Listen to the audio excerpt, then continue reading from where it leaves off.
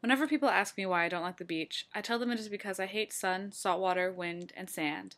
But that's not entirely true. I love sand and wind. Even if combined, they can get rather annoying. And salt water is fine if it stays out of your mouth and you didn't shave that morning. And the sun is the source of our entire planet's energy. How could I truly hate that? So I guess I don't really hate the beach. I just never understood the concept of laying out and soaking up skin cancer, or buying $1 million house that is at serious risk of being swept away if there is ever a tsunami or really bad hurricane. But besides all that, on days when the sun is mercifully hidden behind a cloudy sky, I actually quite like the beach.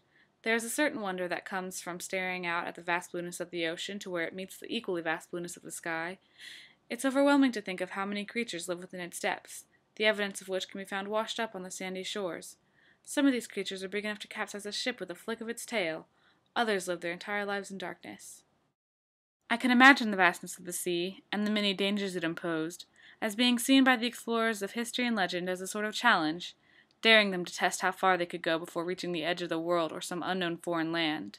And as I walk along this beach in Florida, with my feet splashing through the same body of water that people in Europe and Africa may be splashing through, I feel the same call to adventure, the same breadth of possibility.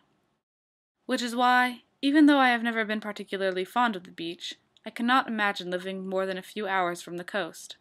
I imagine being landlocked would feel isolating and unnatural, but mostly I would miss having the chance to steal these moments with the waves, to look out upon the vast blue and feel the call to adventure and know that anything is possible.